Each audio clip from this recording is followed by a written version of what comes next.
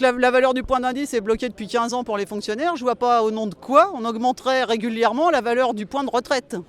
C'est que chaque fois qu'il y a besoin d'économie, on bloque la valeur du point d'indice. Donc pourquoi on augmenterait les points de retraite? Il n'y a aucune raison à ça. Et quand on nous parle d'un minimum de 1 000 euros, c'est 1 000 euros à condition d'avoir une cotisation à taux plein. Et ça, c'est loin d'être le cas de tout le monde. Il faut déjà arriver à travailler 44 ans, sans interruption, avec un maximum d'1 an d'arrêt maladie, puisque au-delà d'1 an, ça ne compte plus non plus. Il faut le savoir, ça. Quand on a plus d'1 an d'arrêt maladie, ce qui est au-delà d'1 an ne compte pas. Pour la retraite, on continue de cotiser, mais ça ne compte pas actuellement. Donc je pense que ça, ils ne le changeront pas non plus.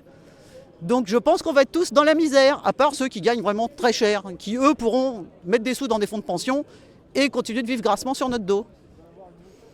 Ça vous agace justement que le gouvernement dise que c'est un problème d'explication? Votre sentiment? Oui, c'est très énervant qu'on nous prenne vraiment pour des crétins. On a l'impression qu'on a un QI de moineau, je ne sais pas.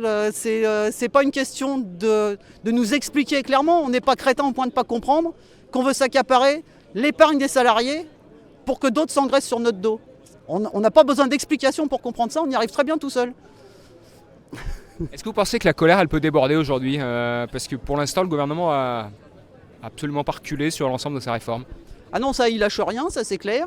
Ils jettent un peu de poudre aux yeux pour certains en essayant de discréditer le mouvement et de séparer les différentes catégories professionnelles en faisant croire qu'il n'y a dans la rue que des gens de la RATP et de la CNCF qui s'arc-boutent sur des soi-disant avantages, alors que c'est totalement faux. On y perd tous, eux encore plus que nous, d'accord, mais on y perd tous, quoi qu'ils fassent, de toute façon on y perdra tous, sauf ceux qui gagnent vraiment très cher.